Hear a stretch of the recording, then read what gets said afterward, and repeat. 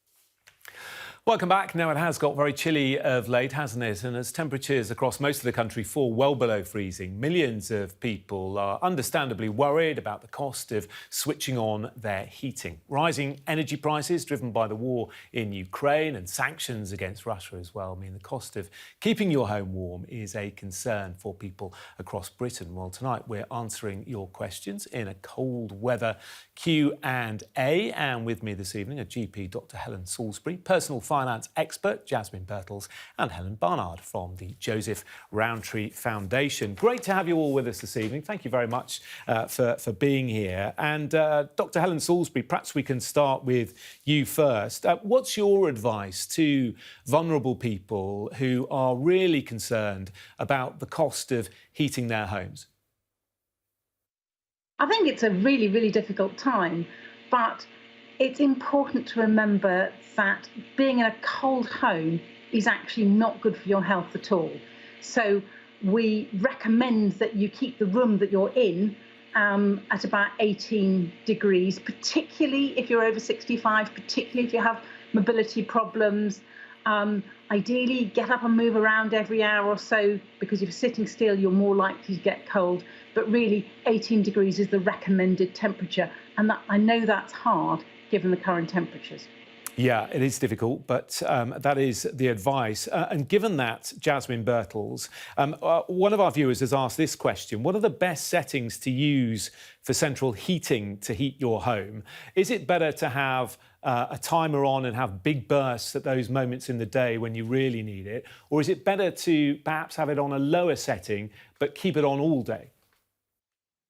Yes, good question. This has come up a lot recently. I checked with the Energy Savings Trust and they said it's better to do it here and there as and when you need it, not have it on all the time. And in fact, that's what I do. I'll have it on for an hour or so, and the rest of the time, once it's sort of warmed up a bit, I've got, as you can see, I've got my jumpers on, I've got, layers, sheepskin boots. Those are, I think sheepskin and wool are probably the best ways of staying warm.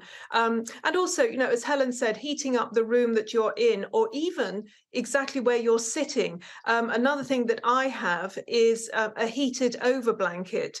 So sitting in a sofa, for example, you can have this heated over blanket over you. And frankly, it doesn't matter what's happening in the rest of the room. You're warm. Yeah, good advice. And Helen Barnard, we know that the government are helping out in this situation, but there have been lots of headlines recently, haven't there? And I know that you're not necessarily happy with all the help that is coming people's way, but just remind us what is available. Well, so there has been help. There have been the cost of living packages with one-off grants and so on. When we get to next April, there will be a significant rise in benefits, but there isn't more help coming this winter. And we've just done new research and we found that 3 million low-income households can't afford to heat their homes. And actually 2.5 million can't afford to eat properly or heat their homes. So all the things the health experts are telling people to do, to have hot drinks, to keep the room warm, people simply can't afford to do those things because the support is just inadequate to meet the situation we're in. So given that, Helen, and staying with you, it leads us on to another question we've had. If I can't afford to turn on the heating, are there places I can go, especially if there are power cuts this winter? So there are quite a lot of people in communities who started doing warm hubs. So it's worth looking on your local community page to see. I've heard there's some bakers actually, because they've got the ovens on all the time, are opening up rooms. But there is actually quite a lot of financial support which some people may not be getting. So an awful lot of people don't claim the benefits they could, and that would really help. So it's worth going on to a website like the Turn to Us charity website, where you can do a benefit check. And there is also a tool where you can find local grants. The other thing is to talk to your energy supplier. So what we've also found, as well as the 2.5 to 3 million people who can't afford proper food or heating, we've got around the same number are already in debt, are running up some high cost debt, some bill arrears. And people get very, very scared by that. So actually speaking early to your energy provider to say, I'm struggling with these bills, they are legally obliged to help you come to a solution to deal with that. So actually, people get very scared and they don't want to ask for help. This is a moment to absolutely ask for help. Ask local charities, local authority, and your energy supplier. Yeah, the help is there, but people just need to ask for it. And Jasmine, I mean, one thing people really worry about is potentially being cut off. Can you reassure people that won't happen? Yes, it won't happen, particularly if you are on a contract, if you're on direct debit. Of course, if you are on a pay-as-you-go meter, then obviously if you're not paying it, it's not going to come out. So that's one thing to consider. But if you are on direct debit and you're supposed to be on a contract and you can't pay, they're not going to cut you off. However, those debts will mount. And as Helen said, it's important to speak to your provider. Actually, a lot of them do have money to help. That tends to be sort of one-off payments. But all of the major energy suppliers, they have, frankly, a few £100s to give in certain circumstances if you qualify. So go first to your supplier. And as Helen says, turn to us. Also, try your local council, because some local councils, not all, but some local councils have some discretionary money that they can use to help people who are suffering. And if I could just add to what Helen said about the warm hubs, there's a website called warmwelcome.uk, which has a really helpful map of the whole of the UK with all the various warm hubs that they're aware of. And I think more are being added as well at the same time. I mean, it's incredible that we're even having this conversation, isn't it, Dr. Salisbury, giving people advice where to go to keep warm. What are your patients telling you? I'm sure you've seen people over the last few weeks who've come to you in a real state, because it's not just your physical well-being, it's your mental well-being that this affects. Absolutely, and people are very worried. And I think sometimes it's the fear that's actually being so harmful to their health, worried about looking after themselves, worrying about looking after their families. And I quite like to add, there've been lots of talk here about going on websites, but actually quite a lot of the people we might be thinking about here may not have that capacity. They may not be people who use sites on their mobile phones. They might have mobile phones. And so I think that we also need to think about our neighbours, our friends, elderly people we know who might need checking up on, just to make sure that they have turned their heating on and they're not sitting there scared of the bills and not turning their heating on. Because if we are too cold, it's really sad, but being in too cold an environment really increases your risk of strokes and heart attacks, and it's just not worth it. So we need to be checking up on people, and unfortunately sometimes it may mean that we get bills much higher than we wanted, but we do need to keep warm. And Doctor, people with certain underlying health problems have to be especially alert, don't they, in cold weather? Absolutely. And partly that's about people who can't move about, but also people who have lung diseases like COPD, that makes them more vulnerable. And if you're more likely to get infections like flu, and probably COVID too, actually. So you're less able to fight things off if you're cold, if you're breathing in cold air. So yes, and the other thing that I think is really quite worrying with the worries about energy costs is people who are reliant on electricity for aids around the home, or for medical machinery, because I think that's a real concern for some people with prices going so high. Yeah, we do need to keep it. Yeah, you make a very good point there. And I think just keeping an eye open for people in that sort of situation is so important, isn't it, in these times? Jasmine, here's another question we've had. Is it better to have a smart meter? I don't have one. Should I be taking regular meter readings? Well, there are two schools of thought here. On the one hand, smart meters can be useful, particularly as a number of energy apps work with them. So there are various apps, for example, there's one new one called Ivy Bud, and you can find out how much you're using, when you're using it. You can also even work out which appliances are using more than others. So there's a lot to be said for it.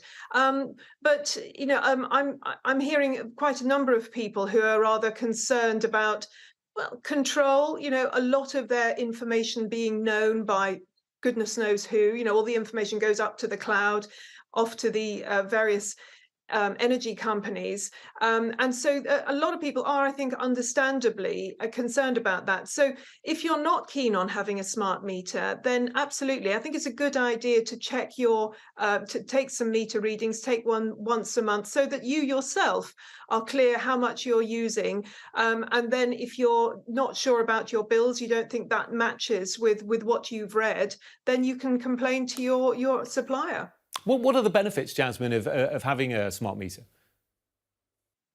Well, it's very good point. It is essentially what I've said, that you can see quite quickly. You can connect it to various other apps and gizmos that are around at the moment, that will give you more control and more knowledge over what you're using, and particularly in real time. And that can be handy. You can have a look on one of these apps or one of these sort of little gizmos that you can get with them.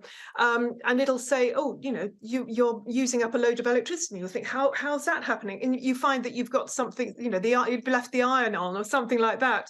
So that's useful. But primarily, I think it's useful to the energy companies, actually. Energy companies tell me that smart meters enable them to know when people are using electricity, when they're using power, and that means that they can sort out the grid better and they have less wastage. So I would say actually it's more helpful to the energy companies and the country as a whole than individuals themselves. OK, interesting. And Helen Barnard, what support will there be for homeless people with temperatures dropping so low overnight? Well, of course, we have got local authorities who are basically re-upping their policies to try and help people get in during these very, very cold nights. But of course, we have a problem. We don't have enough affordable homes. So what we often see is people are brought in for a night or two, but then actually finding them somewhere sustainable to live is very difficult.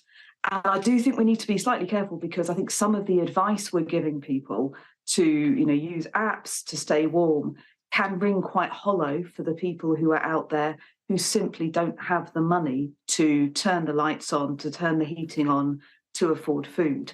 And I do think we need to get to grips with the fact that we have allowed our basic social security to fall so woefully below what it needs to be that people can't afford the essentials that most of us will be taking for granted. So we need to plug the urgent gap this winter. But actually, this is not going to go away. We need to get a better system in place so people can afford the essentials and they aren't looking for warm hubs or finding themselves roofless when the temperatures are plummeting. Yeah. And Dr. Salisbury, perhaps a final word from you, if we may, for people watching this who really are worried as they see the weather forecast and they see the thermometer plunge. What's your advice? What's your word to them tonight? First of all, I'd just like to endorse what Helen Barnard just said. I mean, it is a dreadful indictment of this country, which is a rich country, that people are suffering like this and worrying about being able to keep, some of them just not able to keep warm. But I guess my advice is, wrap up warm. If you have to just heat one room, heat that one room. But please try and look after yourself and look after your neighbours. Yeah, and I think certainly you've all reiterated that you need to ask for help if you need it, rather than burying your head in the sand, because there is help out there. Thank you all very much indeed. It's a depressing topic, but you've given some great tips this evening. Dr. Helen Salisbury, Helen Barnard, Jasmine Birtles, we appreciate your time. Thank you. Now, you're watching Sky News, and coming up in a moment, the King and Queen meet Hollywood royalty in Wrexham. We'll have the details next.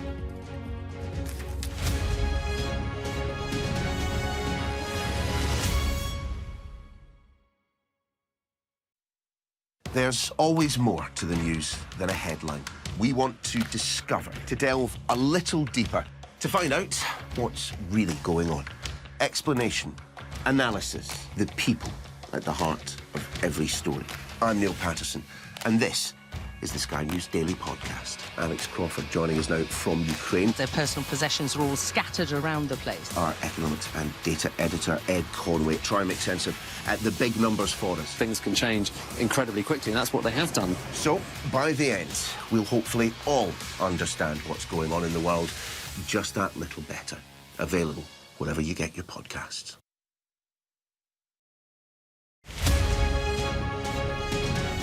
It's about the reaction, and I think we saw that. The protection officer stepped in.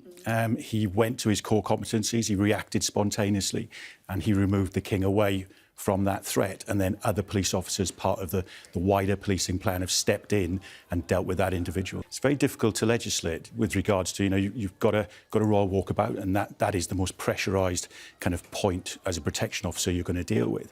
Plus, as the wider policing plans, a lot of things to consider: how those people get in, how are they vetted in the form of are they searched coming in. So all these considerations have to go in, and again, as a protection officer, you're looking for what you expect to see and what you don't expect to see. But the reaction is key. You're always going to be, to a certain extent, on the back foot. It's how you react is the key to dealing with that incident. It's part of a wider team. Obviously, there's somebody that's immediately on the King's shoulder, and then as you look around, you will see other protection officers there. But the wider policing plan as well will see officers in the crowd. They'll see officers monitoring the crowd, and this is where I think we have to be very careful. You're going into an armed policing operation. There are a lot of threats with regards to the monarch that you have to consider.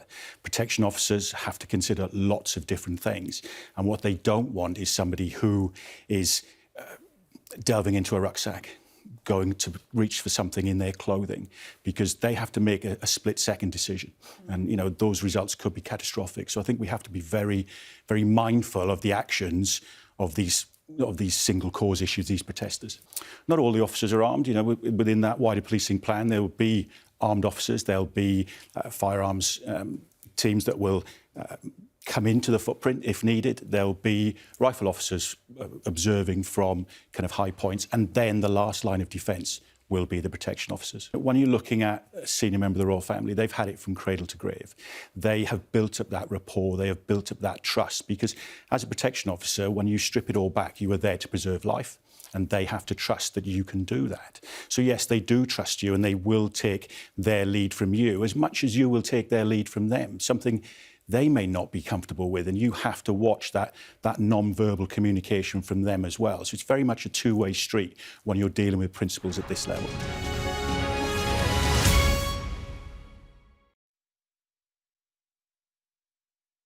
Sky News Snow Report, sponsored by snowrental.co.uk.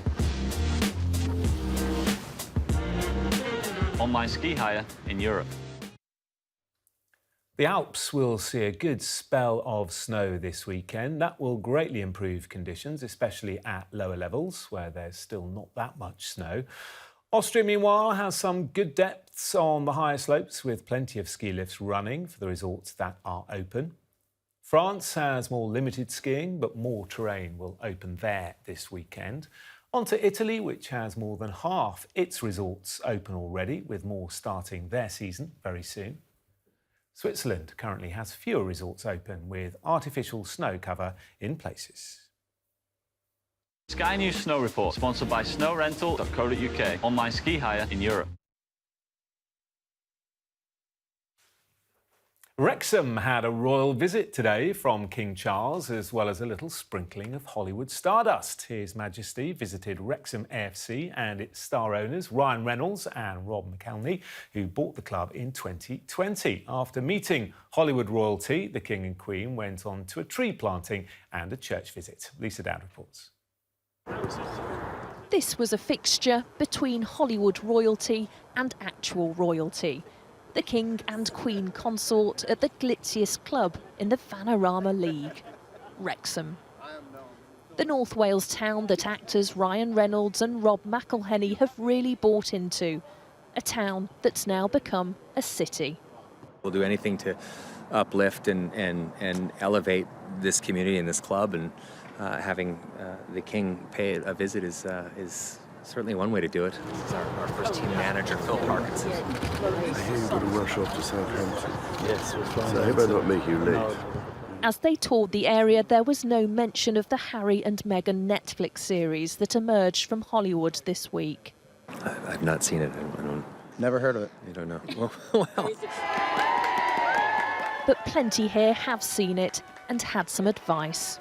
To get the boys together and just say, look, you know, your mum wouldn't want this. Be friends.